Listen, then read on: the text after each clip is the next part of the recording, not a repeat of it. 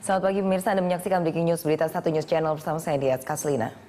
Pemirsa, Presiden Joko Widodo akan menyampaikan konferensi persnya di Istana Bogor, Jawa Barat terkait dengan putusan pasca peradilan. Tapi kita kemudian melihat dulu Polda Sulsel yang ternyata menetapkan Ketua Komisi Pemberantasan Korupsi KPK, Abraham Samad, sebagai tersangka.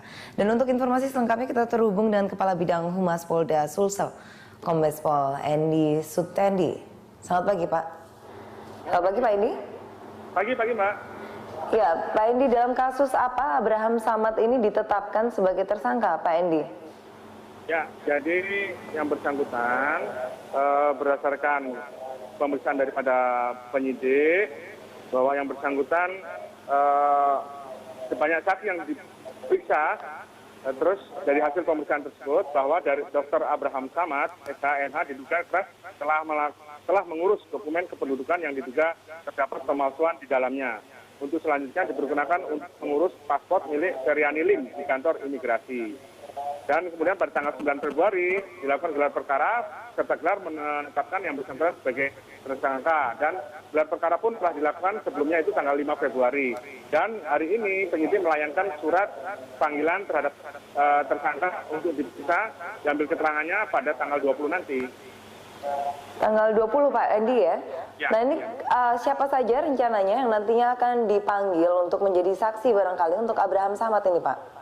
Untuk saksi-saksi sudah ada 23 orang, Mbak. 23 orang yang diperiksa sebagai saksi dan termasuk saudari Feryani Lim sendiri dan saudara Abraham Samad. Nanti untuk beliau tanggal 20, Mbak.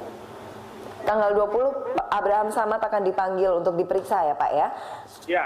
Sementara ini alat-alat bukti apa saja yang sudah dikumpulkan oleh Polda Sulsel, Pak? Bukti antara lain ada paspor, KTP, kartu keluarga, dan surat-surat lainnya yang telah dilakukan pemeriksaan. Apakah ada pencekalan, Pak, selain penetapan sebagai tersangka ini, Pak? Ya, untuk sementara baru dari Feryani Lim yang dilakukan pencekalan, untuk beliau masih belum, dan nanti itu tergantung daripada penyidik.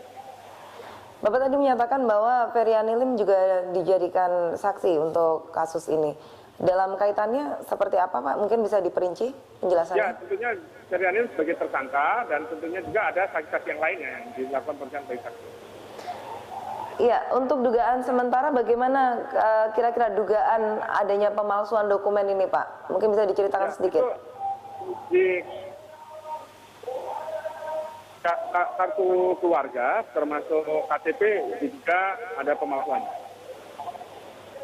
Baik, Pak Endi, mungkin bisa sedikit dielaborasikan, Pak, sejak awal dari kasus ini mencuat dan kemudian dilakukan pemeriksaan, kronologisnya seperti apa? Awalnya ada pelimpahan berkas dari Barreskrim, ada laporan ke Barreskrim, kemudian kasus tersebut tanggal 29 dilimpahkan dan selanjutnya dilakukan pendalaman, ditetapkanlah Feryani sebagai tersangka yang kemudian dilakukan pemeriksaan terhadap 23 orang dan hasil pemeriksaan termasuk semuanya, termasuk Feryani, akhirnya saudara Abraham Samad diduga keras juga dan bisa ditetapkan sebagai tersangka. Ya, apakah surat pemanggilan sendiri sudah disampaikan kepada yang bersangkutan, Pak Endi? Hari ini surat dilayangkan untuk tanggal 20 diperiksa sebagai tersangka. Ya, untuk hari ini apakah ada proses pemeriksaan lebih lanjut? Belum, Mbak, belum. Belum ada. Tapi Jadi untuk yang lainnya mungkin.